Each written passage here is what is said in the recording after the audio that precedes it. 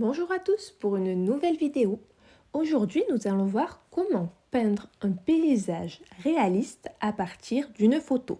Je vous ai mis la photo de référence au début. Il s'agit d'une photo personnelle de Gruissan, des étangs de Gruissan. Voyons ensemble comment peindre ce paysage. Pour peindre un paysage d'après photo, de voir ce qui vous intéresse sur le paysage. Ici, c'était vraiment les nuages au loin et l'effet de profondeur. Pour créer cet effet de profondeur, j'ai repris le ciel bleu. Et pour accentuer cette profondeur dans le ciel, je fais un bleu un peu plus vif en haut et fur et à mesure que j'approche de la ligne d'horizon, je fais un bleu un peu plus clair. C'est ce qui va me donner la perspective. Et vous pouvez le faire sur tous vos tableaux. Un ciel plus vif en haut et qui s'éclaircit lorsque l'on s'approche de la ligne d'horizon. J'ai fait le ciel par à plat, j'ai estompé et je passe aux nuages. Pour faire les nuages, je les fais avec des couleurs simples. Il s'agit d'un gris très clair, après je rajouterai un beige très clair. Les nuages vont se créer par rapport au mouvement du pastel. Le pastel, je l'utilise bien à plat. Par rapport au mouvement du pastel et la pression. Parfois, j'effleure la feuille quand je veux que le pastel et le nuage se fondent dans le ciel.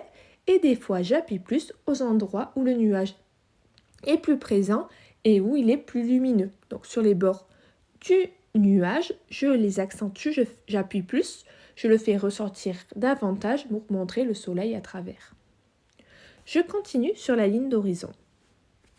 J'utilise au fond un vert très foncé, je l'utilise un peu plus bleuté pour donner toujours cette impression de perspective et de profondeur. Pour donner l'impression de profondeur, vers la ligne d'horizon, on va utiliser des couleurs un peu plus bleutées. Au fur et à mesure que j'avance, je vais utiliser des couleurs un peu plus vives. Je continue sur l'étang, sur l'eau. J'utilise des couleurs à peu près similaires, mais je vais utiliser un bleu un peu plus gris pour montrer la différence entre le ciel et l'eau. Le ciel n'est jamais exactement de la même couleur que l'eau. On a toujours des petites différences, donc ajoutez des bleus supplémentaires dans l'eau. Je mets plusieurs couleurs dans l'eau, je fais ça par à plat, j'estompe, mais je ne crée pas quelque chose de trop uniforme pour montrer les irrégularités de l'eau. Je continue sur ce type de feuille, il est très intéressant d'estomper, donc je n'hésite pas et je rajoute les stries dans l'eau avec une couleur pastel un peu plus claire. Les stries, je les fais avec une couleur un peu plus claire et une couleur plus foncée.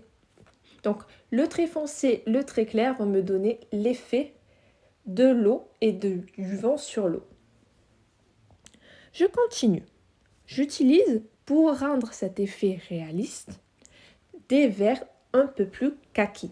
Lorsque j'avance dans le dessin et que j'arrive au premier plan, je vais utiliser des couleurs plus vives. C'est ce qui me donne toujours cette profondeur dans le dessin.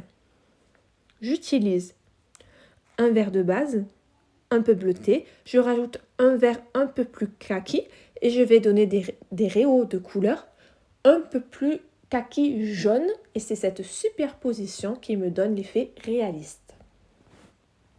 Je continue par le devant. Vous voyez bien que le sens du mouvement et le sens des traits de pastel me donnent l'effet de touffe d'herbe. J'ai rajouté à ce moment-là une couleur qui de base est rose. C'est un rose très foncé.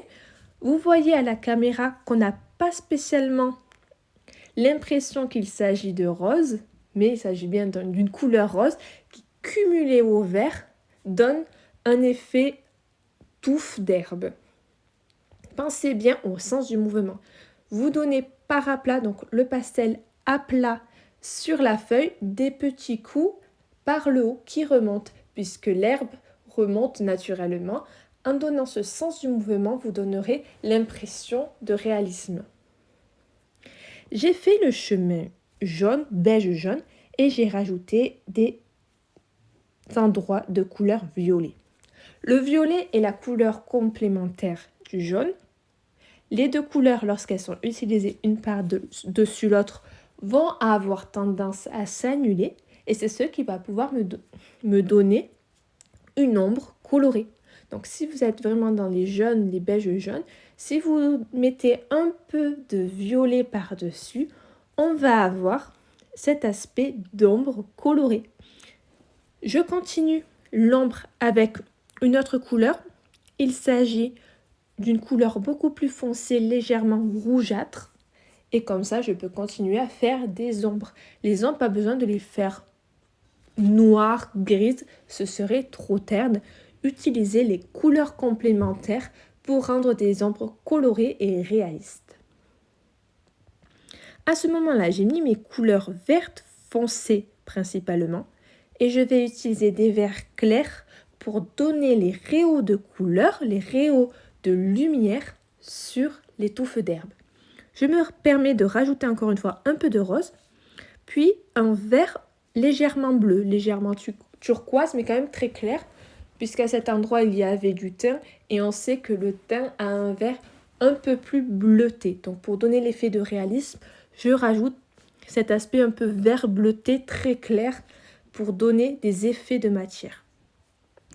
Je continue avec le vert, je rajoute un vert jaune beaucoup plus vif pour montrer la lumière.